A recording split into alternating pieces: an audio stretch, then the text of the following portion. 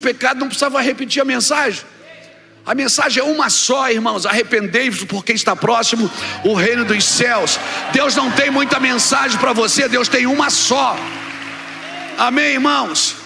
A gente tem o culto da família, o culto dos casais, o culto dos jovens, o culto dos adolescentes, até para simplificar, para ficar, né, falar uma mensagem mais expositiva e mais indicativa para esses irmãos. Mas a mensagem do reino é uma só: arrependei-vos, porque está próximo o reino de Deus. E debaixo dessa mensagem, estou com uma palavra no meu coração.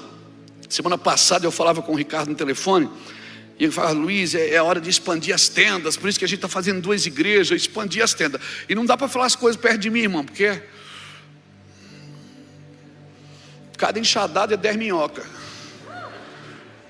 Falou uma coisa perto de mim, aquilo expande dentro da minha cabeça.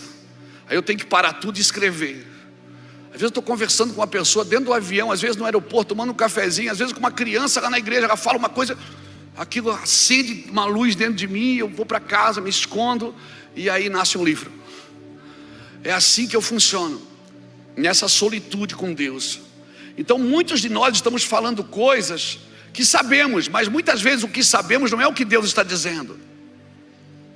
Deus diz o que? Diga ao fraco: eu sou forte. Mas como? Será que isso não é hipocrisia? Eu sei que eu sou fraco e Deus manda eu dizer que eu sou forte, mas eu sei que eu sou fraco. Mas Deus me diz: diga que você é forte, mas eu sei que eu sou fraco. E Deus me diz: não importa o que você sabe, importa o que eu mando você dizer. Porque não é o que você sabe. Claro, sem conhecimento o meu povo perece, sem conhecimento. Mas muitas vezes nós nos prendemos àquilo, sabe, aquilo que a gente já sabe, e não abre para o novo, não abre para aquilo que Deus está por fazer, irmãos. Deus tem muitas coisas para fazer. Agora, e eu também tenho muita coisa, só que eu não vou entrar na pilha de fazer. Por quê? Porque o que importa não é o que eu faço, é o que eu estou me tornando por aquilo que eu faço. Quem eu estou me tornando por aquilo que eu faço? Então pega essa palavra no seu espírito. Abra sua Bíblia comigo, 2 Reis, capítulo 6. O que importa não é o que eu sei, é o que Deus diz. Então eu oro para que a gente se torne esse lençol de linho, sabe, que vai abraçar as pessoas, que vai abraçar as pessoas em justiça. O mesmo lençol que abraçou Jesus da sua ressurreição. Quando chegaram no túmulo só estava o lençol lá. Eu me sinto às vezes assim, esse lençol de linho que vai abraçar, amém? Que a gente se torne um sinal de afeto de um Jesus ressurreto. Que a gente se torne um sinal de afeto de um Jesus ressurreto. Que as pessoas olhem para a gente e elas desejem aquilo que carregamos, que temos. Não por vaidade, não por soberba, mas que a gente se torne aquilo que nascemos para ser. Amém, irmãos? Eu tenho dito para os nossos irmãos: seja a igreja que você deseja ir. Se torne essa igreja, se torne esse lugar. Ah, pastor, mas é muito difícil, a gente se frustra, se machuca. Irmão, um povo que não se frustra, um povo que quer resolver tudo na hora, um povo que não se decepciona com ninguém, é um povo fraco, sensível, Nutella. É um povo que não cresce.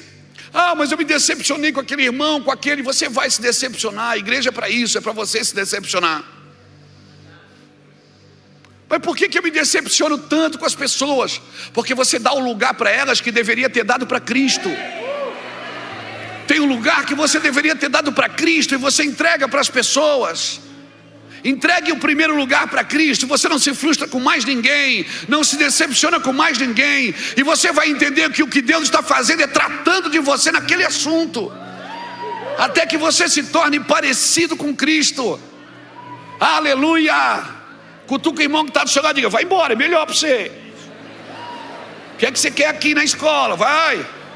Não, aqui não é bom não para você, porque vai te despertar. E nós temos um trabalho aqui de 3 dias, despertar você, deixar você desesperado por Cristo. Essa é a ideia, para que segunda-feira você acorde desnorteado da vida. desnorteado, sem saber o que fazer. E quem sabe você muda o paradigma da sua vida. Oh meu Deus, amém, aleluia. Eu tô doido para ganhar uma burdoada do céu, irmão. Sabe, eu tô doido para ganhar uma burdoada. Ô nível, é a mesma coisa sempre. Não, Jesus bate em mim.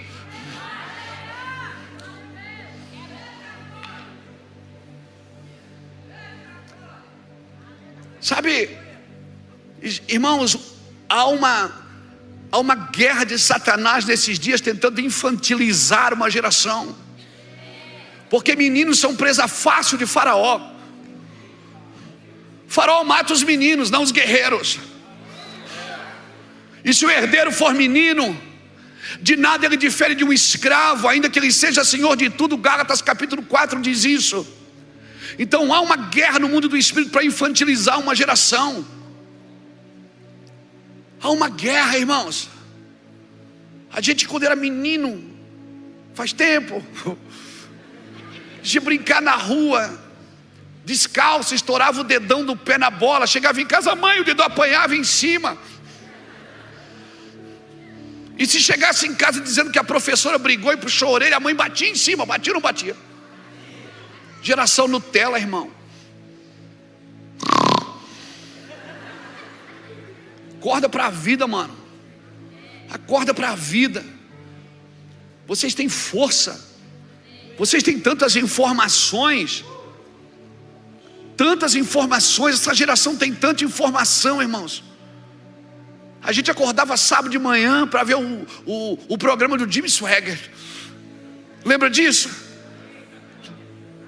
Quando se achava uma rádio que falava de Jesus, irmão. Quando alguém entregava um folheto na rua. Não tinha tanta comida como tem agora. Parece que tem tanta comida que a gente vulgarizou um pouco. Havia uma escassez, irmãos. Meu Deus, mas era... A gente acreditava. As igrejas assim lotadas, 30, 40 pessoas. Mas era 30, 40 incendiários. Meu Deus, era 30, 40 incendiários. Eu me lembro dos meus avós saindo de madrugada para ir nas campanhas de oração. Isso aí era um monte, não tinha lugar para dobrar o joelho. Era 200, 300 no monte. O graveto acendia, meu Deus. Se trazia o graveto para casa, botava no meio da Bíblia, chamava as crianças, dizia, quer ver? Eu vou orar, vai acender. E acendia de novo. Oh meu Deus, que saudade da inocência, meu Deus. Que saudade do tempo que a gente não sabia muita coisa, mas quando o céu bradava, a gente dizia, amém, Jesus. O céu bradava, a gente dizia, amém, Jesus. Eu me lembro de um dia ter pego a minha carteira de trabalho, aí assim trabalhava de faxineira. Eu peguei minha carteira de trabalho e disse, Jesus, a partir de hoje eu vou trabalhar para o Senhor. Não sabia o que eu estava fazendo. Oh meu Deus, que tempo bom. Ninguém morreu de fome. Não tinha ninguém na internet brigando para saber como que se chama Deus, se é de Messias, se é de Adonai, se é de... Ninguém ficava discutindo na internet se a ceia era de suco de uva, de... Ai, que coisa chata. Está muito chato. Ninguém ficava discutindo se ele vem antes da tribulação, se ele vem depois, se ele vem no meio. Eu sei que ele vem, eu estou esperando, eu estou agoniado para que ele venha. Não existia as prateleiras dos pentecostais, dos tradicionais, dos puritanos, do neopentecostal. Era tudo crente, irmão. E se você não vai, não me peça de ir. E se você não vai, não me peça de ir. Quem já cantou Caminhando Eu Vou para Canaã? Meu irmão, a gente cantava todo domingo, não chegava nunca em Canaã. Era uma luta e Canaã não chegava. Oh, mas a gente acreditava, irmão. Orar tinha que ser de joelho. Deitado Deus não ouve. Era assim que os pais ensinavam a gente. A gente cansava. dormia de roupa com medo de Jesus chegar de madrugada e você não subir. Sabe, era uma ignorância que nos protegia. Hoje tem uma geração que não arruma nem a cama que dorme e quer discipular Jesus. Às vezes tem uma geração que não arruma nem a cama que dorme, bota uma câmera na frente da cara e quer discipular o Brasil. Entra na fila, mano. Nós estamos há muito tempo nessa jornada. Entra na fila. Entra na fila.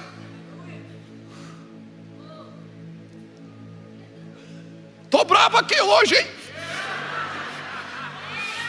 Abra sua Bíblia comigo, 2 Reis, capítulo 6.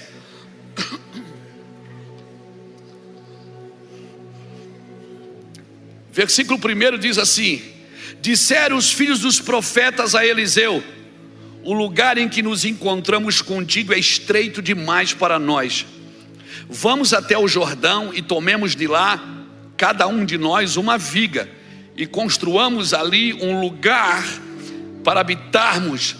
Disse ele: ide. Então um deles disse: serve-te de ires com os teus servos. Então respondeu Eliseu: eu irei. E foi com eles. Tendo eles chegado ao Jordão, cortaram madeira. E enquanto um deles estava derrubando o tronco, o ferro do machado caiu na água. Clamou ele: ah, meu senhor, era emprestado. Perguntou o homem de Deus: onde caiu?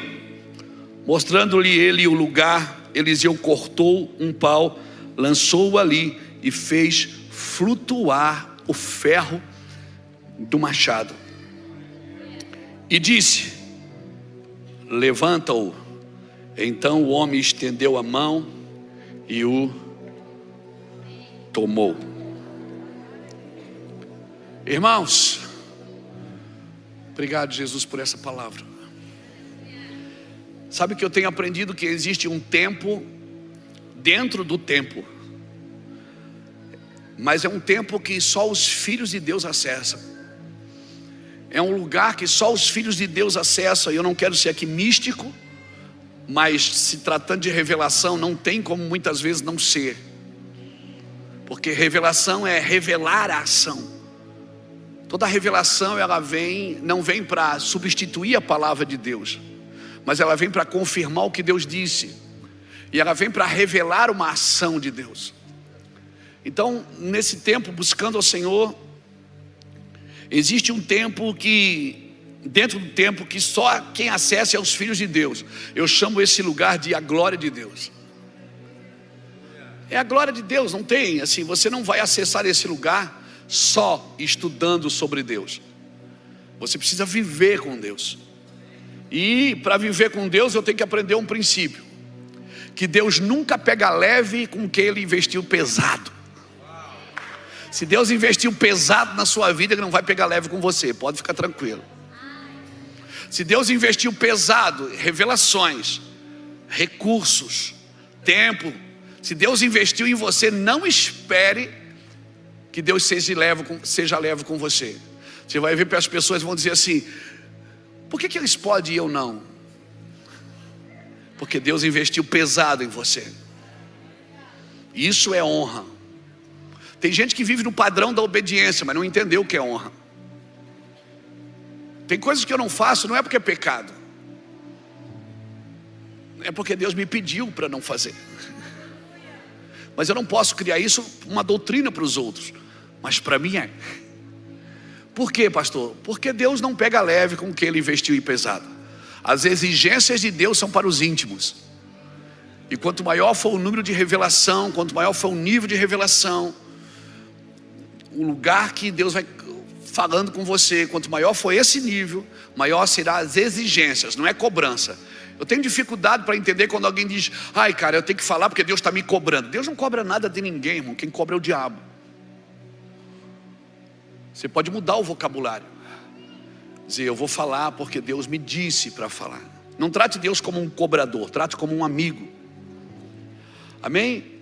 Deus nunca pega leve com alguém que ele investiu pesado. Alguém pode dizer para você: mas você não é digno de fazer isso. Eu sei que eu não sou, eu não estou atrás de dignidade.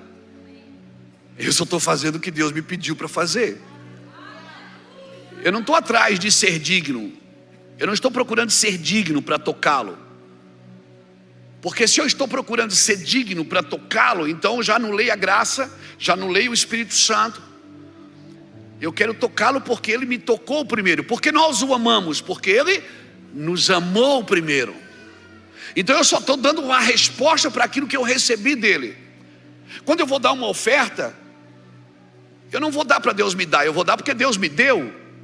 Eu só estou dando porque eu tenho para dar. E se eu tenho para dar, quem deu para quem primeiro? Tem algumas coisas que tem que mudar na nossa boca. Porque se não mudar no nosso pensamento, não muda na nossa boca. E se não mudar na nossa boca, nós não vamos construir um ambiente em Deus. Porque você constrói por palavras. A fé vem pelo ouvir. Então quando você ouve, você é transformado. Mas quando você fala, você transforma tudo ao seu redor. Agora, como que eu vou mudar o meu vocabulário se eu estou preso ainda em alguns dogmas que eu criei? E algumas doutrinas que não fazem sentido. E eu preciso entender que eu preciso ser tocado por Cristo. Não porque eu sou digno, porque só Ele tem o poder de me dignificar. E depois desse toque, sabe o que é que acontece? Eu vou começar a ver as pessoas diferentes. Porque eu também fui tocado por Cristo. Cara, depois que você é tocado por Cristo, você vira docinho. Você fica querido. Sabe aquela mulher que tocou a Cristo? Se ela só tocasse a Cristo, ela seria curada do seu fluxo de sangue. Mas Jesus parou e disse: alguém me tocou. Porque Ele se virou para ela, falou com ela. Jesus não quer só que você o toque, Jesus quer olhar para você. Porque nós somos transformados de glória em glória pela face de Cristo. Nós somos transformados pela glória de Deus. Nós somos transformados pelo Espírito. Hoje uma pessoa me abraçou aqui e disse: pastor, ora por mim, eu quero fazer a obra, mas a minha alma está em frangalhos. Eu disse: mas você não faz a obra pela alma, você faz pelo Espírito, e o Espírito já está pronto. Mas como que eu vou fazer? Não, no Espírito você não existe.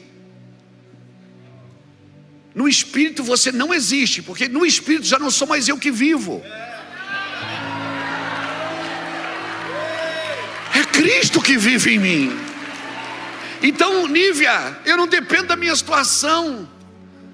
Se eu estou alegre, se eu estou triste, se eu estou sendo perseguido, atacado, se eu estou com dor, eu não vivo mais pela alma. Já não sou mais eu que vivo. No Espírito eu não existo mais. Você está me entendendo? Não se pode fazer a obra na alma. Porque o dia que você estiver bem, você faz, você investe, você ataca. O dia que você estiver mal, você critica, você ataca também, mas de outro jeito.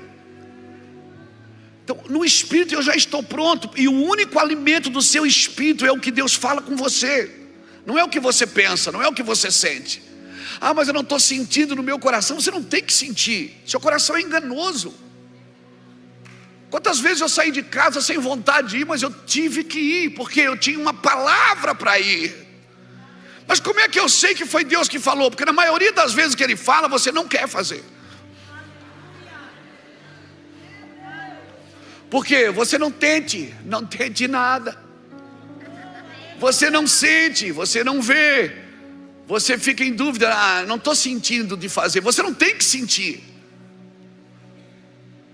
Porque você não vive de sentimentos. A obra de Deus não é feita na alma. A alma vem junto, a alma desfruta, ou não. Amém, irmãos?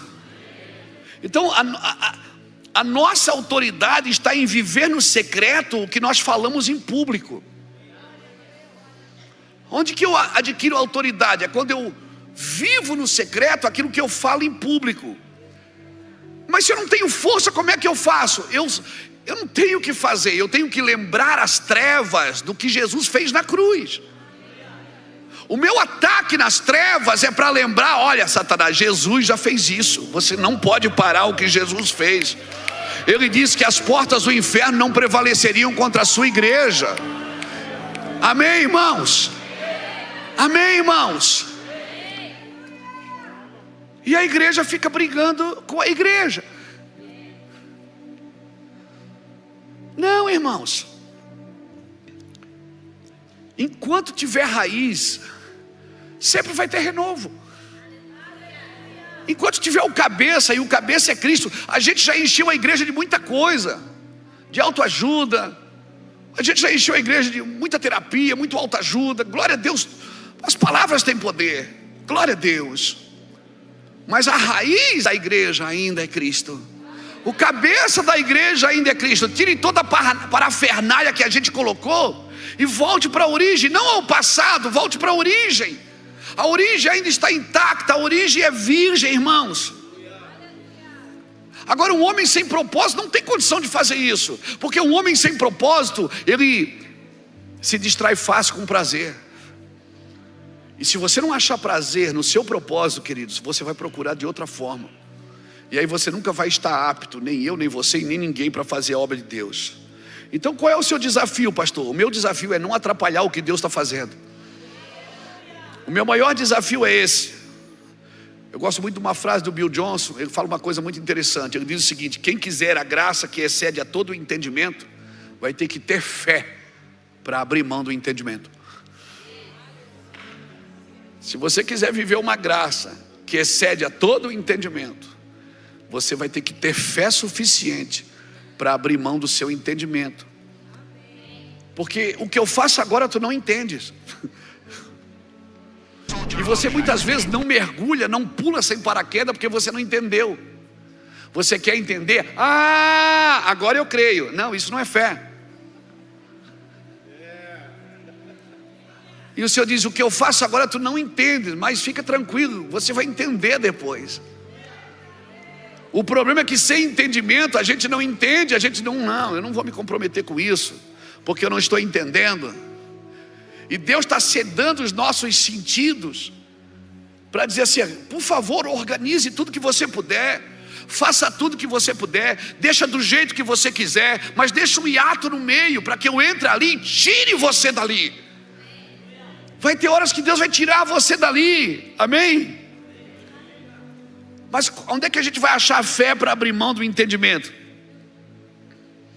Mas Deus não fala comigo. Não vai falar. Porque quando Deus quer treinar os seus ouvidos para ouvi-lo, ele fica em silêncio. Como é que é? Ele fica em silêncio para amortecer todas as vozes ao seu redor. Todas as vozes. Aí quando você pensa que acabou, salta lá de dentro uma voz assim e diz: filho, ô Senhor, eu estava esperando se acalmar. Aquietai-vos e saber que eu sou Deus. Aquietai-vos e saber que eu sou Deus. Deus está no meio dela, não será abalada. Ô irmão, ninguém pode parar uma geração que tem fé. Deus está fazendo coisas impossíveis na sua vida e você não está prestando atenção. Eu falei, uma pessoa perguntou isso para mim esse dia: Gustavo, por que Deus faz coisas impossíveis? Eu disse: porque o impossível não tem concorrência. O impossível não tem concorrência. Deus faz uma coisa nova para que ninguém consiga concorrer com aquilo que é impossível. É nesse lugar que eu quero viver, irmão. Coisas possíveis. Orar por coisas que eu posso comprá-las. Orar por coisas que eu posso tê-las. Não faz sentido, meu irmão. Orar por coisas normais. O Senhor está dizendo que eu tenho que ser anormal? Não, louco você tem que ser. Porque a fé, ela nasce das loucuras das nossas pregações. E louco não é pular, cantar e dançar. Louco é você acreditar numa coisa que quase ninguém acredita. Louco é você acreditar quando há uma geração pedindo evidências. E você está lá dizendo, vai acontecer, eu sei que vai. Mas eu não tem nenhum sentimento, mas vai acontecer. Por quê? Porque Deus disse que iria acontecer. Eu não tenho que ter fé no que Deus faz, eu tenho que ter fé no que Deus disse. Porque se Deus disse, certamente Ele fará. Aleluia! E o Senhor está falando com a sua igreja. Sabe qual é o nosso problema? É que somos muito bons, mas não somos verdadeiros. E eu não posso comprometer a verdade por causa da minha bondade. Tem que ser bom, mas tem que ser verdadeiro. Amém? E hoje parece que as pessoas separaram o amor da correção. E quando você vai corrigir, parece que você não ama. Não tem amor no coração, porque só bate. Não, está corrigindo. Filho é aquele que o pai bate nele e ainda vai chorar no colo do pai. Quem já teve essa experiência? De bater no seu filho e ainda vem chorar no seu colo? Isso é paternidade, irmãos. Amém? Nós estamos lidando com uma geração. E quando eu falo geração, eu particularmente me sinto a geração do meio. Eu me sinto Isaac. A geração que está juntando os Abraãos e os Jacós. Os irmãos mais velhos e os irmãos mais novos. É a geração do sacrifício. É a geração que vai para o altar como um cordeiro. Eu me sinto nesse lugar, sacrificando algumas coisas, não por causa da minha geração, mas para que os velhos continuem tendo sonhos e os jovens continuem tendo visões. Se nós queremos mais 25 anos, se nós queremos mais uma conferência, se nós queremos mais uma etapa, se você quer ver os filhos dos seus filhos, você precisa dar continuidade. E para dar continuidade, você precisa pensar nas suas decisões.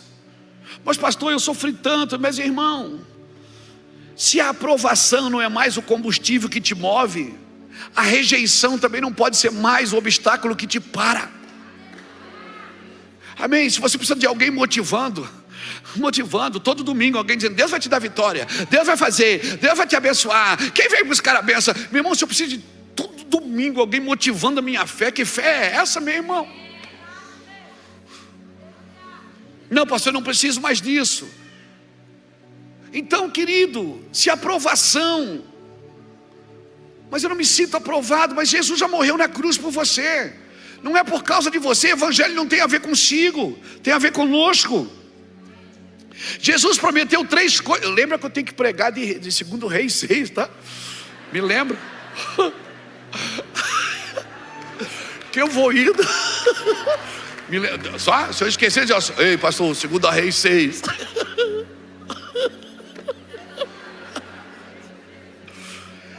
Jesus prometeu 3 coisas para os seus discípulos, pelo menos 3. Ele disse, vocês vão ser corajosos. Vocês têm que ser corajosos. Segundo, vocês vão ser felizes.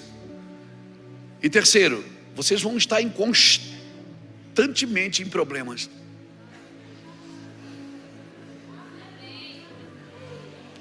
Vocês vão viver constantemente no meio da guerra. Não, corajoso e feliz, ele só se destaca no meio do problema. A casa da rocha é o mesmo tamanho da casa da areia. A casa da rocha tem a mesma decoração do que a casa da areia. Você não sabe qual é a casa melhor até que vem o caos. É só o caos que prova para você aonde você está firmado. Então enquanto você não tiver experiências difíceis, ruins, perdas, você não sabe aonde você firmou a sua fé. Essa é a pedagogia de Deus e não vai mudar. E se tem alguém pregando outra coisa, inventando moda, meu irmão, só está fazendo para encher cadeira. Porque isso não é evangelho. Evangelho tem a ver com o que Deus fez através de seu Filho na cruz.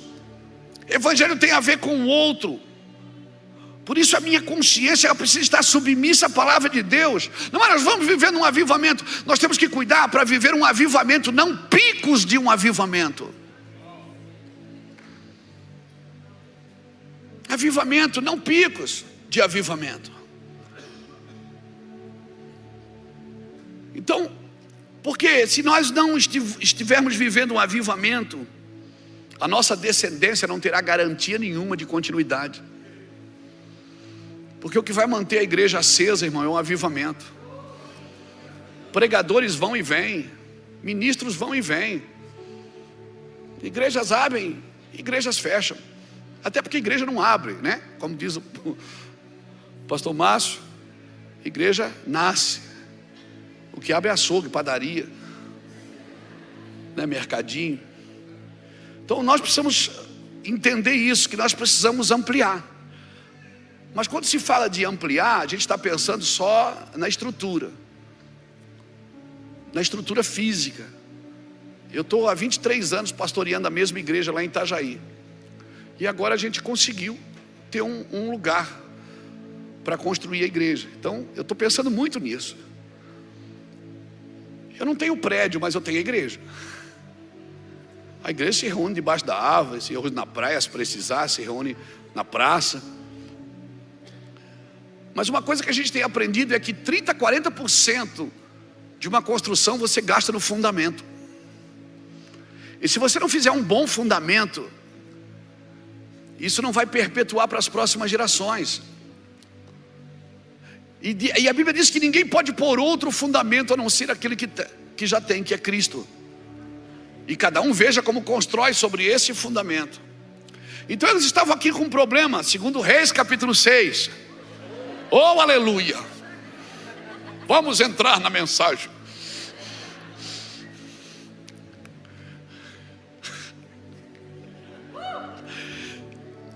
Eles estavam com um problema de espaço aqui. E os filhos dos profetas que perceberam que eles estavam com um problema de espaço. Não foi os profetas, foi os filhos dos profetas. Foi a geração que vem depois. A geração que vem depois percebeu que precisava aumentar. Lá em casa, nós moramos num apartamento. Eu tenho um filho de 17 anos que joga futebol. Quadro quebrado, vaso quebrado era comum na minha casa, por causa da bola. E a gente morava em cima do síndico para ajudar. E o síndico de vez em quando ligava: "Ô, pede para o Samuel não chutar a bola, pastor." "Ah, tá bom." E não adianta dizer: "Vai, Satanás." Não é o Satanás, é a bola. E aí o Samuel passava, bum, batia. Passava no outro, bum, batia. Quebrava vaso, quebrava quadro, virava não sei o quê. E assim, meu Deus, esse menino é muito desastrado. Ela disse: "Não, é o lugar que é pequeno demais para ele. Ele está crescendo e o lugar continua do mesmo tamanho." Então ele não tem mais noção de espaço. Onde ele passa, o braço dele ficou maior, a perna dele ficou maior.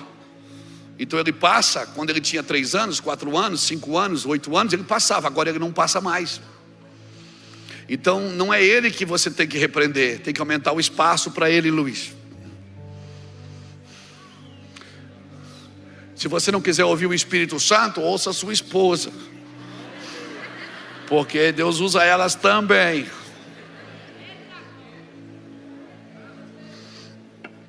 Então eles estavam com um problema de espaço. E quem percebeu isso foi os filhos dos profetas que perceberam: olha, nós estamos com um problema de espaço aqui, nós precisamos aumentar o lugar.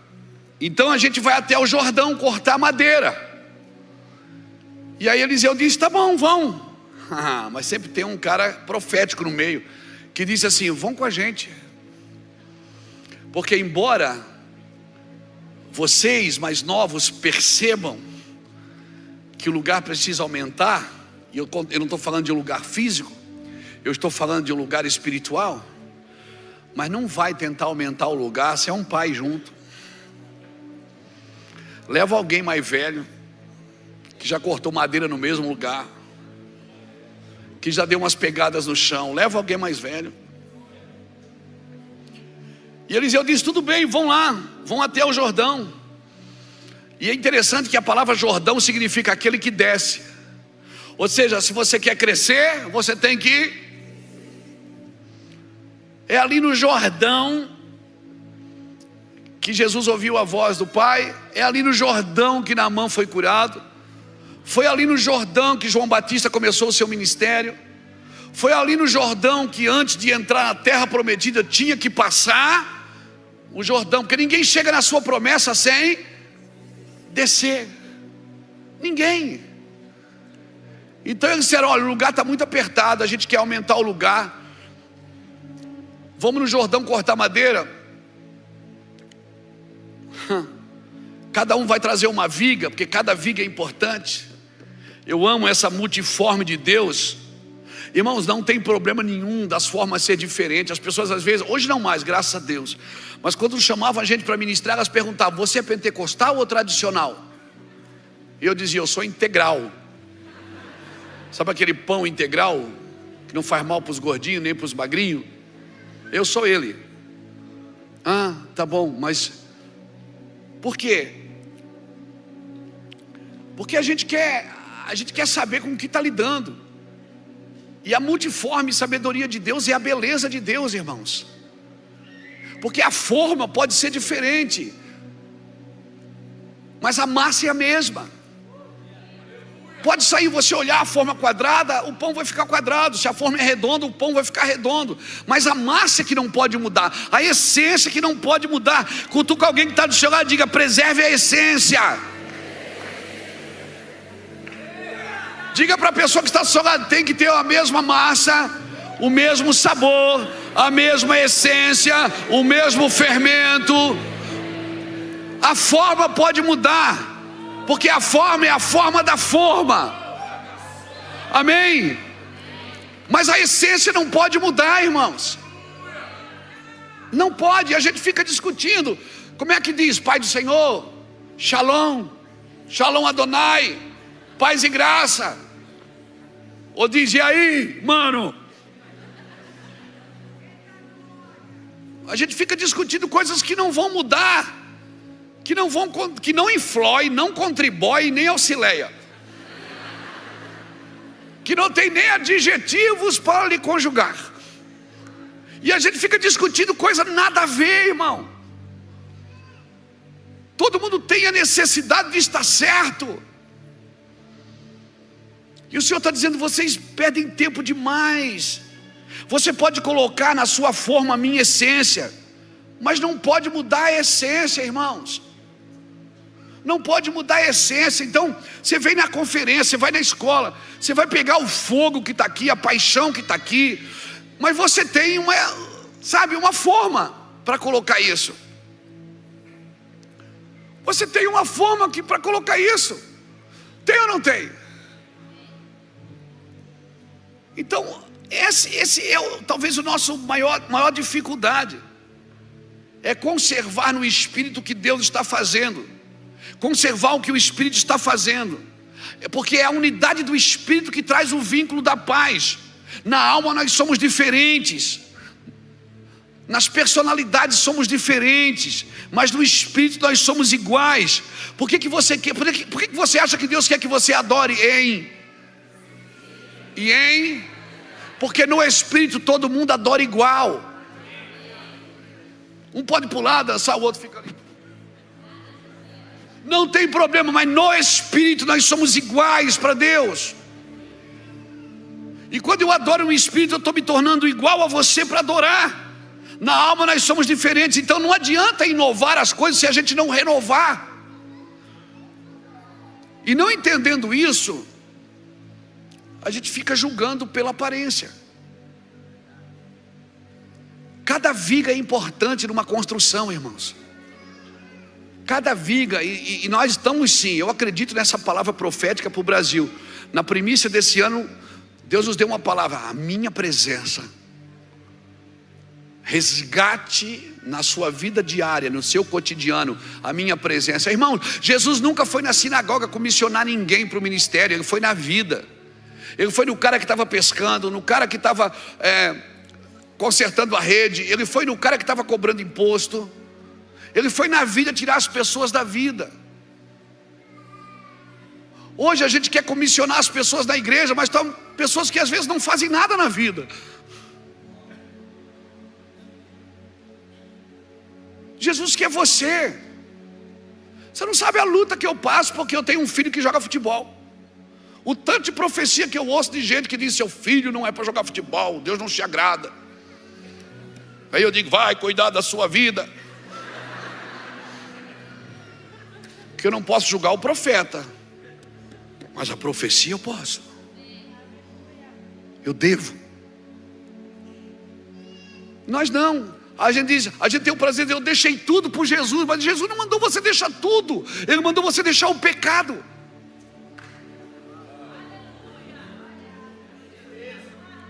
E se Deus quiser te usar lá no meio?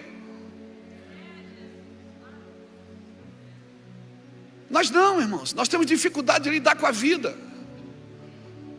E Jesus andou no meio da vida. Por isso que as pessoas dizem que tem demônios. Ele deixou o céu para andar no meio das vidas. E ele era tão parecido com gente que Judas teve que beijar ele para os caras saberem que ele era Jesus. Ele era igual a gente, não tinha roupa que destacava. Ele era igual a gente, igual pessoas comuns. Se olhava para Jesus, olha o nome do pai, Zé, e o nome da mãe, Maria.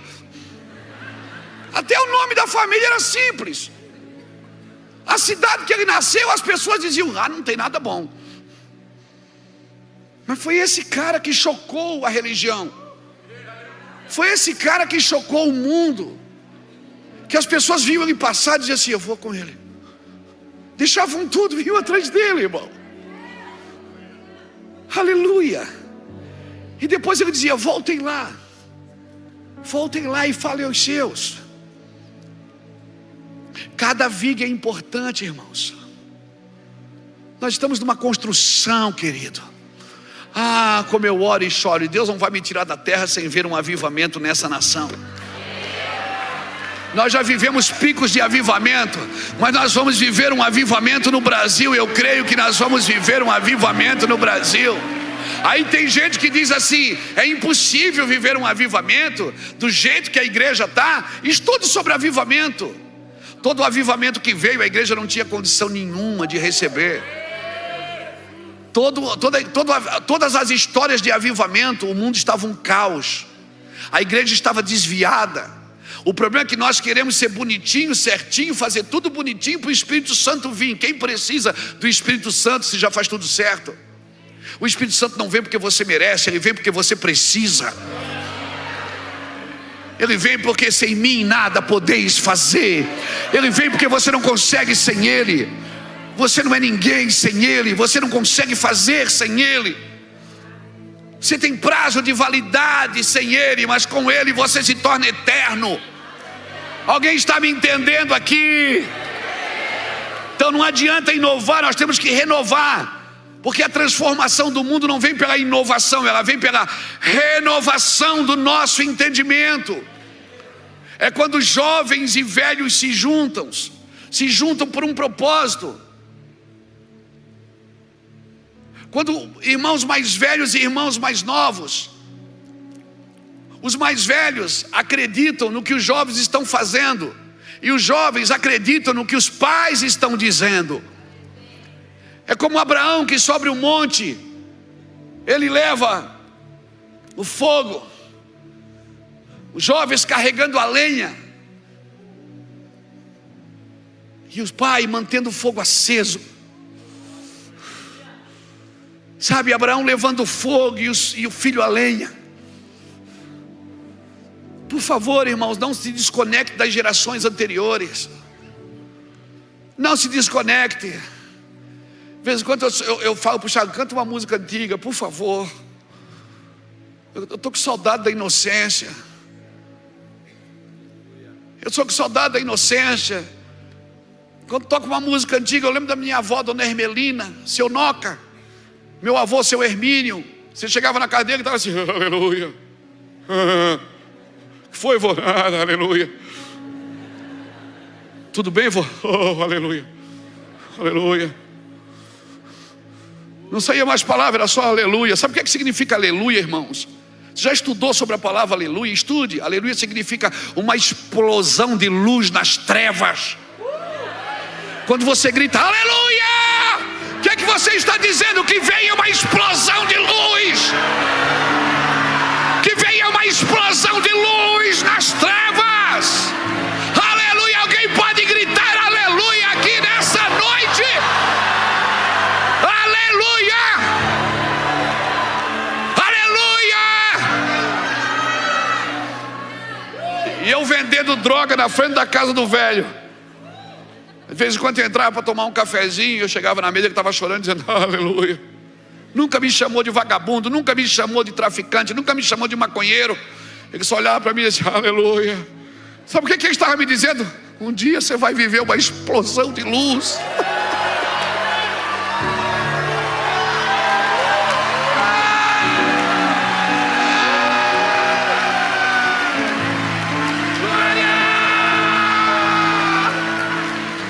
Muitos confiam em seus carros. Eu confio no Senhor,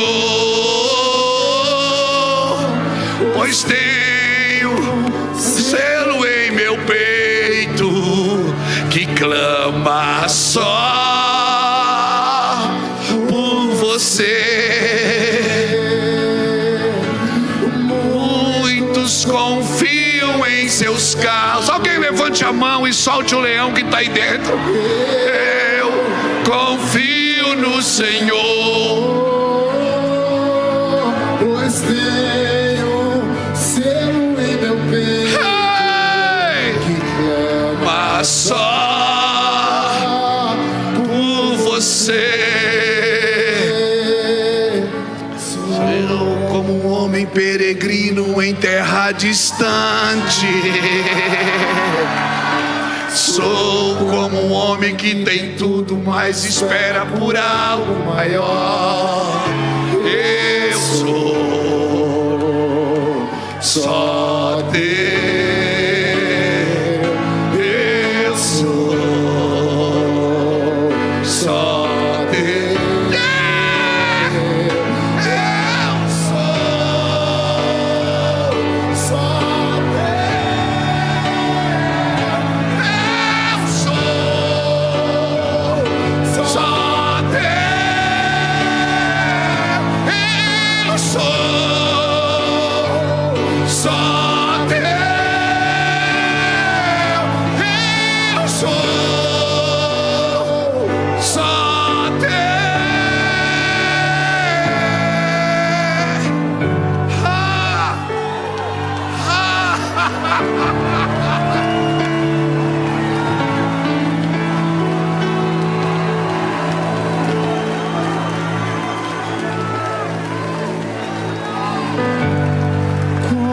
selo em meu coração, tu és meu tesouro.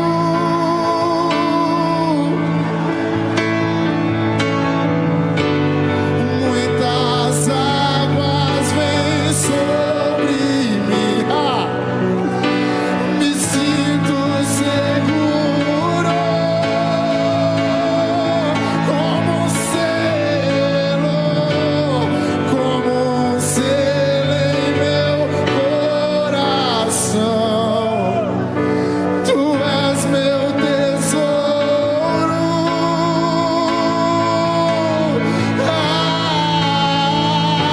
Muitas águas vêm sobre mim, me sinto seguro. Pra onde eu vou sem você?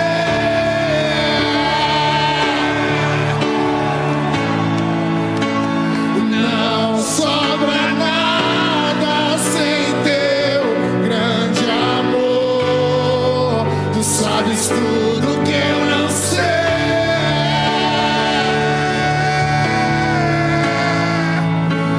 E o que eu preciso é estar contigo.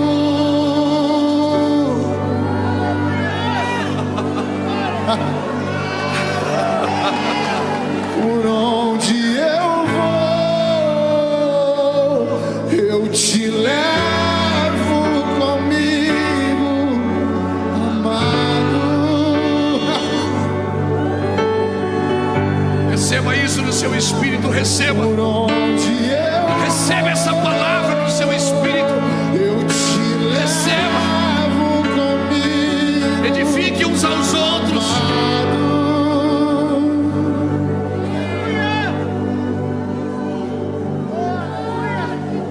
Eu te levo comigo.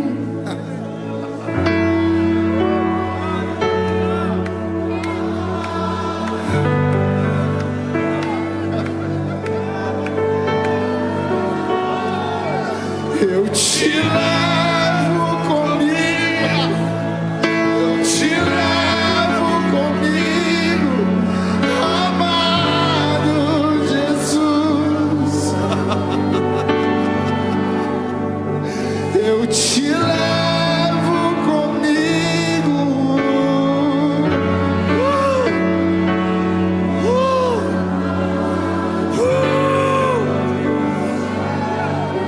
Jesus.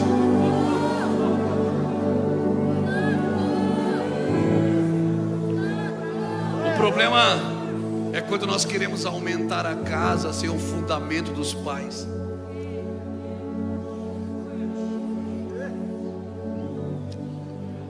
Eu acho que talvez um grande problema na igreja foi que nós jubilamos os irmãos mais velhos. Eu sinto falta dos velhos na primeira fila, rejeitando algumas coisas.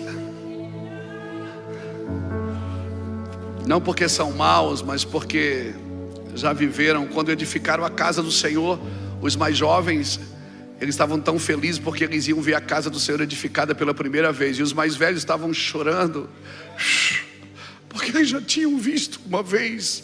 Eles tinham saudade daquilo. E eles disseram, eu disse, então vão cortar vigas. Ele disse, mas vão com a gente. Vão com a gente, pai. É o filho dos profetas dizendo, vão com a gente, paizão. Vão com a gente, maizona, vamos lá. Ajuda a gente. O problema é quando nós queremos aumentar a casa sem os fundamentos. Porque na hora que o machado cai,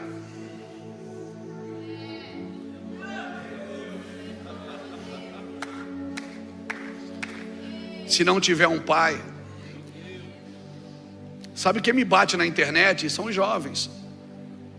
E a maioria deles não teve pai.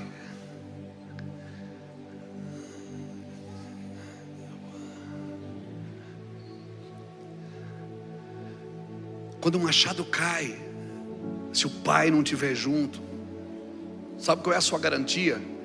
É que o pai não olha para você e pergunta, quem derrubou o machado? Porque para o pai não interessa quem derrubou. Para o pai interessa aonde o machado caiu. Vamos recomeçar dali. O pai não está atrás de alguém para condenar.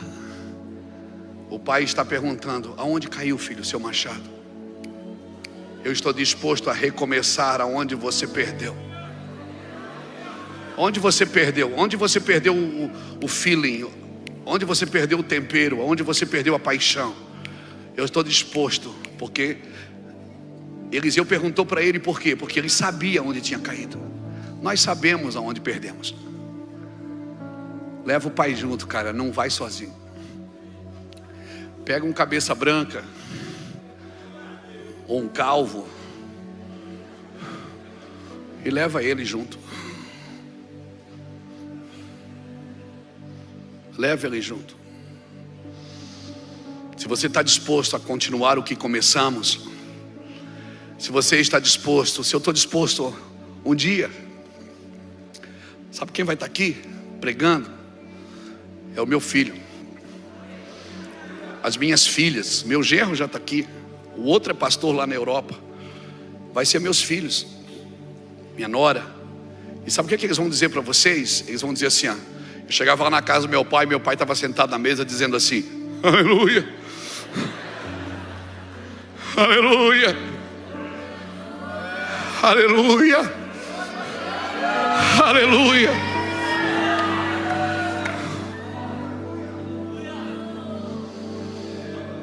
Leva um cabeça branca junto com você.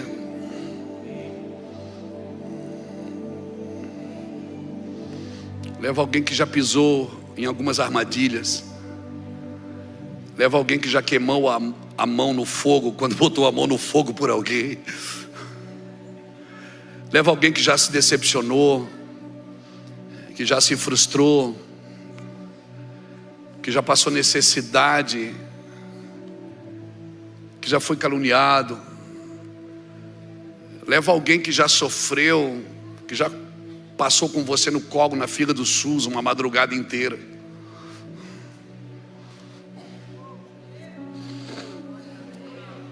Leva alguém experimentado na dor.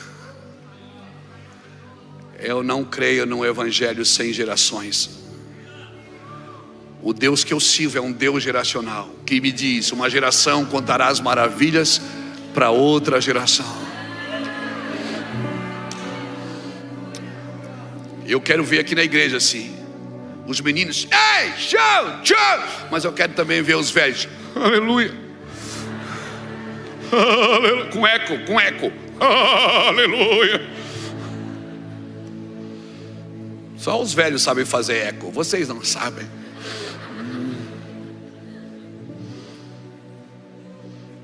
Não menospreze aquilo que te trouxe até aqui. Não menospreze a comida que te alimentou até aqui. Era pouquinho, mas era de verdade. Era pouquinho, mas era de verdade.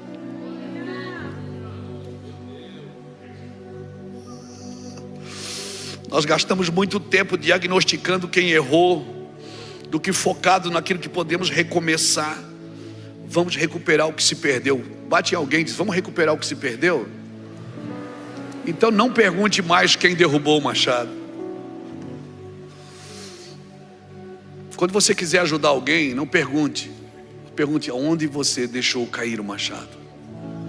Me leva lá. E eu vou mostrar para você uma madeira que você joga ela na água.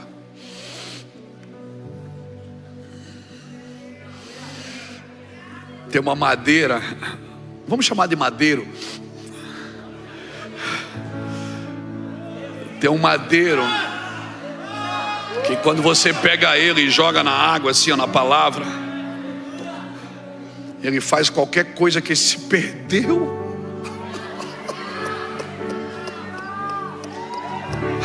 Alguém está me entendendo aqui? Está? Então solta esse leão que está aí dentro, querido.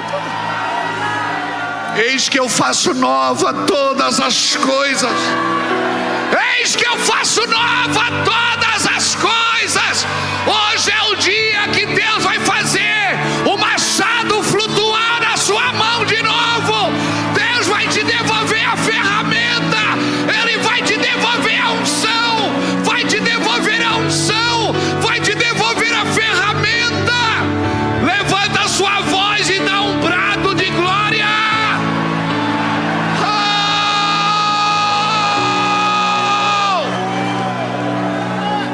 Ele vai devolver os dons. Eles são irrevogáveis, eles estão todos com você. Ele vai devolver a unção, vai devolver o caráter, vai devolver a dignidade, vai devolver o machado. Sabe por que ele vai devolver? Porque nunca foi seu, é emprestado. Nunca foi seu, é emprestado. E um dia você vai ter que chegar na eternidade e dizer: ó Deus, está aqui a ferramenta que o Senhor me deu.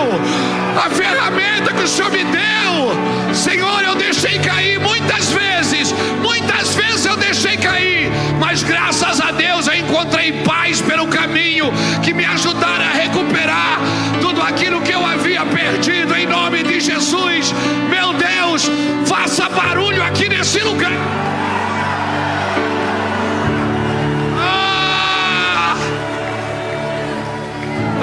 Meu Deus! Não é seu, você vai ter que devolver.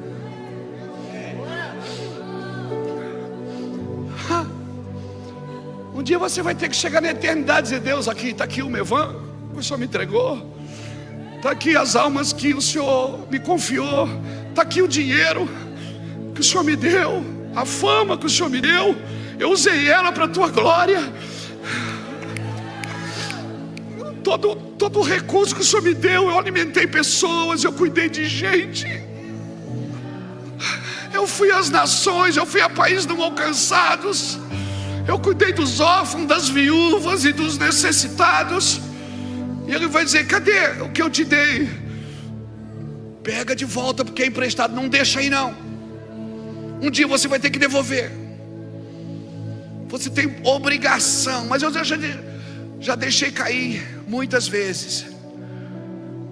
Quantas vezes você já deixou cair o machado? E você disse: eu não quero mais, chega, chega. Quantas vezes eu já ensaiei, Nívia? De noite, eu disse: amanhã eu vou chamar ele assim, vou dizer: chega, não aguento mais igreja, não aguento mais viajar, eu estou cansado. Aí no outro dia eu acordo, sento na cama e eu lembro daquele velho, aleluia, daquilo grita dentro de mim, aleluia, explosão de glória nas trevas, uma explosão de luz. E até que não brilhe a minha luz diante dos homens, para que eles glorifiquem ao Pai que está no céu. Irmãos, estende a mão e pega, faz a tua parte, não fique só com o cabo na mão. O machado sempre flutua onde ele caiu. Ajoelhe-se, pegue isso, é seu, Deus te entregou.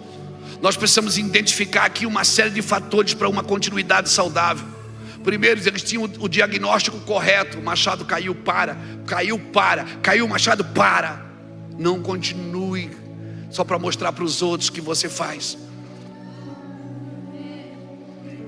Não deixe as pessoas achar que você está cortando árvore quando você só está fazendo calo nas mãos. Não tem força para continuar, para. Pede ajuda. Pede ajuda. Não continue. Não mostre uma coisa que você não tem. Não mostre uma coisa que você não faz. Não mostre. Esqueça as fotos bonitas. Mostre. Esqueça. Então eles tinham o diagnóstico correto. O machado caiu. Nós precisamos crescer, irmãos, e entender. B, eles estavam na companhia correta. Tinha alguém que se preocupava mais com a pessoa do que com o machado. Eliseu, se você vai perceber, um profeta genuíno, porque a igreja ela precisa voltar para um trilho profético, irmão, porque é um tempo de cumprimento. Tempos de cumprimento são tempos de rompimento. Eu li aqui promessas. Não são dias de fazer mais promessas, são dias de cumprimentos. São dias de cumprimentos. Mas escute o que eu vou te dizer, por favor. Tenha o mesmo entusiasmo que você tinha quando recebeu a profecia. Porque às vezes nos dias de cumprimentos a gente não tem o mesmo entusiasmo. Quando a gente recebeu uma profecia, eu estava lá na casa de recuperação e nos montes orando. De vez em quando chegava alguém e dizia: eis que eu te digo, filho meu, vou te levar às nações. Seu ministério vai ser grande, você vai ficar conhecido na terra como um homem de palavras violentas. E tal. E aí você chora. Metade das coisas você não entende, porque na terceira frase você já está de rolo. Aí depois você tem que perguntar a alguém sóbrio e perguntar: o que ele disse? É ou não é? Hoje quando alguém vem profetizar para mim, eu fico quietinho, ouvindo.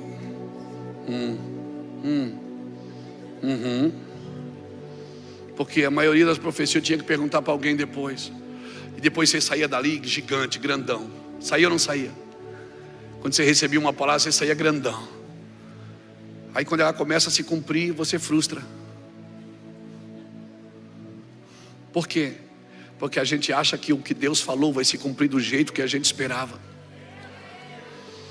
E Deus tem um jeito de fazer, o jeito dele. Não é do seu jeito, é do jeito de Deus. Entenda essa palavra. E você vai ver uma coisa, que Eliseu era um homem de conselhos práticos. Eu amo esses profetas de conselhos práticos. Eliseu: não tem azeite? Pega a vasilha vazia. Você quer ganhar dos filisteus? Então abre a janela e joga a flecha. Ele falava umas coisas nada a ver. Você quer ser curado dessa doença? Mergulha 7 vezes no Jordão. Tem morte na panela, joga farinha. Machado caiu, André, joga um galho de árvore, joga madeira ali. Não tem água para vocês? Vão lá e cavem no deserto. Eu amo esses caras de conselho prático.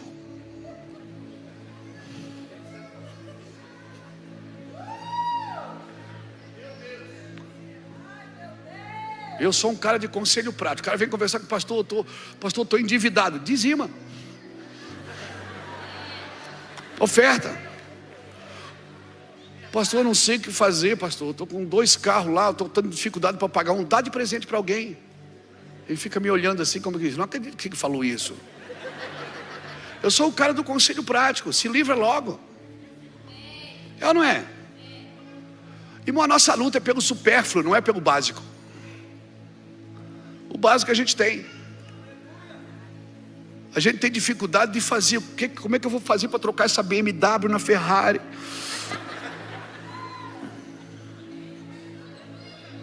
Nosso problema são coisas supérfluas.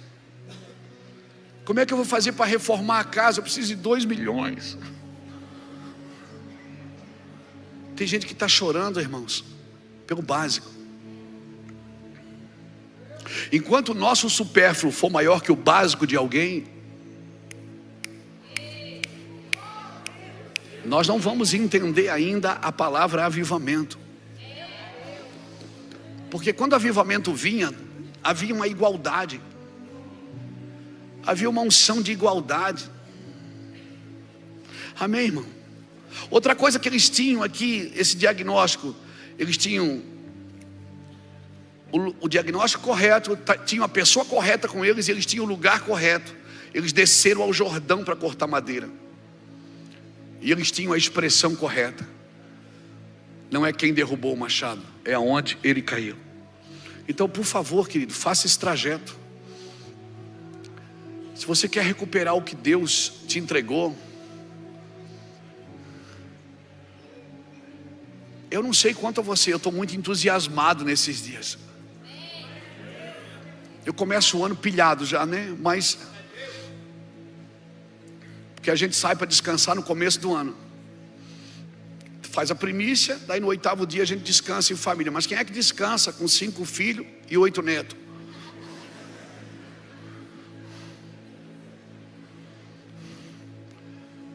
A gente desfruta e gasta, mas não descansa mais. Descansar eu estou descansando agora, que eu estou sozinho no hotel. Tem um quarto todo só para mim. Aleluia. Aleluia. Então entenda, são fases da vida, irmão. Eu não preciso mais sair para descansar. Eu estou desfrutando de um momento, de um tempo. Eu descanso quando eu estou só. Porque eu não descanso mais num dia, eu descanso numa pessoa. Aprendei de mim, porque sou manso e humilde de coração, e assim encontrareis o quê? Mas tem que aprender com ele. Para você aprender a descansar no meio de 5 filhos e 8 netos, você tem que aprender com ele. Então tem alguns vocabulários na nossa mente que tem que parar, irmão. Então eu vou dizer novamente: eu não posso construir sem pensar nas gerações que já se passaram, que já foram. Eu não posso. Irmãos, o sacerdote levítico, depois dos 50 anos, ele fazia 3 trabalhos no tabernáculo. Ele não carregava mais o tabernáculo. O trabalho dele agora era transcrever a lei, era encher os candelabros e manter os pavis acesos, aparando os pavis, para que não ficasse com cheiro de fumaça dentro. Então esse é o trabalho dos anciões, dos irmãos mais velhos. Qual é? Transcrever a lei, fazer tudo de novo, pregar tudo de novo, falar tudo de novo, quantas vezes for preciso. Encher os candelabros para que o azeite bata no teto mesmo, e manter os pavis aparados, para quê? Para que não haja cheiro de fumaça no tabernáculo, para que o fogo seja real. Eu não sei quanto a você, mas eu estou muito entusiasmado nesse ano. Eu estou muito entusiasmado. Até porque a minha esperança não vem de Brasília. A minha esperança não vem de outro gabinete. Ela vem de uma reunião divina. Ela não vem, a minha justiça não é do STF. A minha justiça é moral, não é legal. Nós precisamos entender como igreja, como se comportar nesse tempo. E é possível, estude a história da igreja, você vai ver que a igreja passou tudo isso que nós estamos passando. Mas ela tinha um comportamento naquela época. E nós precisamos nos comportar iguais, irmãos. Eu estou muito entusiasmado para me juntar com os irmãos mais jovens. E com eles, eu não vou trabalhar muito não. Quem quer carregar a viga que carregue. Eu vou só ficar ali para flutuar o machado.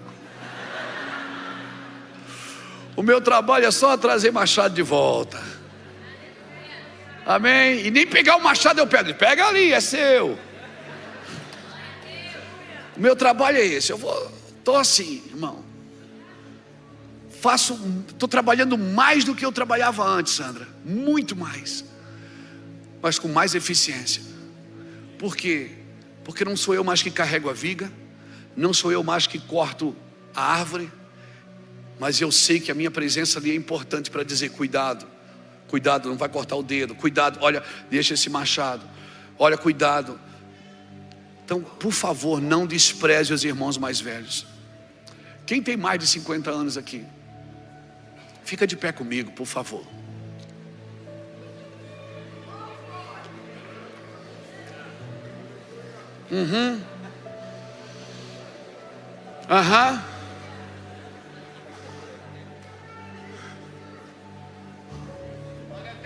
Você está na escola também, irmão? Coisa boa, hein? Está no terceiro ano de escola já? Tem mais, ano que vem. Garoto, menino. Quem tem menos de 50 ficou sentado, certamente. Mas quem tem menos de 30? Quem tem menos de 30? Posso pedir uma coisa para você? Dobra o seu joelho aí onde você está, você que tem menos de 30. Porque esses irmãos que tem mais de 50 vão botar a mão em você. E nós vamos fazer um ato profético aqui. Você que é mais velho, você vai dizer: eu acredito no que vocês vão começar a fazer. E você que está de joelho, você vai dizer: eu acredito no que vocês disseram e que vocês viveram.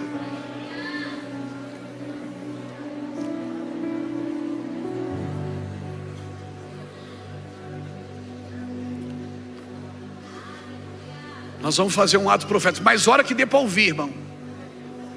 Hora que dê para ouvir. Você que é mais velho, tem mais de 50, pastor, e nós de 30 e 40?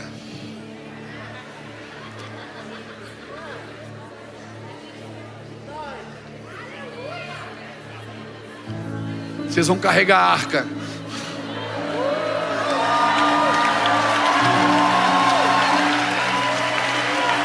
E nós que temos de 30 a 50 vamos fazer o quê? É o tempo de vocês carregar a arca. Vocês vão ser a geração intermediária que vai colar essas duas gerações. Você vai dizer para os mais jovens: obedeça a seus pais. E você vai dizer para os pais: abençoe seus filhos, não amaldiçoe, os abençoe. Pai, nós queremos declarar uma geração sadia, uma geração que não vai ficar discutindo qual foi a melhor. Quem foi a melhor? Se é o Velho Testamento ou é o Novo Testamento? Todas as coisas convergem em Cristo, nós queremos declarar. E você que ficou sentado, continua profetizando. Você que ficou sentado, você que não está de joelho nem orando por alguém, você é o intercessor desse ato profético. Você vai interceder.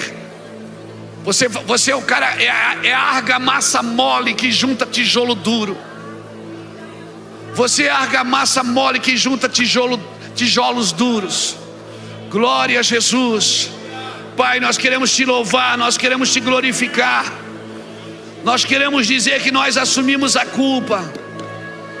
Nós assumimos a culpa, Senhor. Nós assumimos a culpa. Vem com a tua glória sobre essa casa, vem com a tua glória sobre essa noite, vem com a tua glória sobre o teu favor, com o teu favor sobre esse lugar. Nós queremos ministrar, Pai, em nome de Jesus. Em nome de Jesus. Nós queremos ministrar e declarar, meu Pai, em nome do Senhor Jesus Cristo, uma geração de jovens reverentes e uma geração de irmãos mais velhos temerosos ao Senhor. Temerosos ao Senhor. Sim, Pai, nós oramos.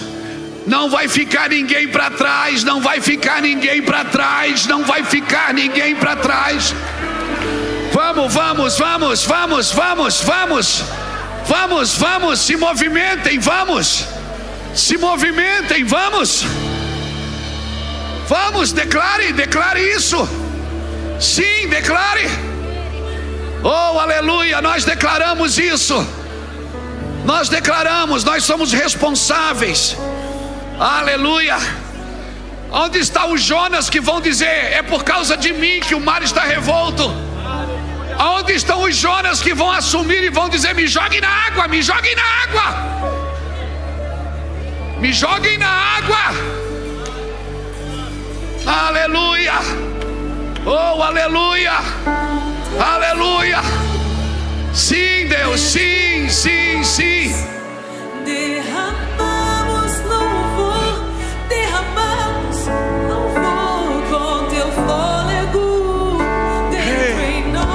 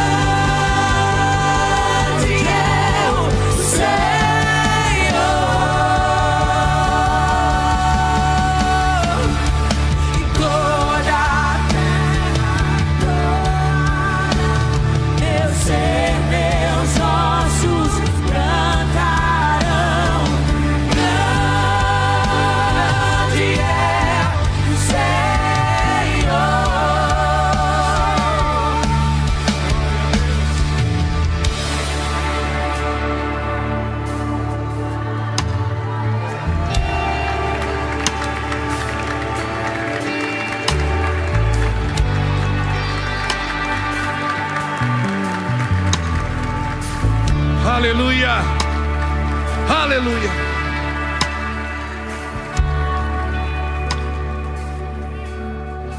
Se eu pudesse resumir toda essa palavra em uma palavra, eu diria: aleluia.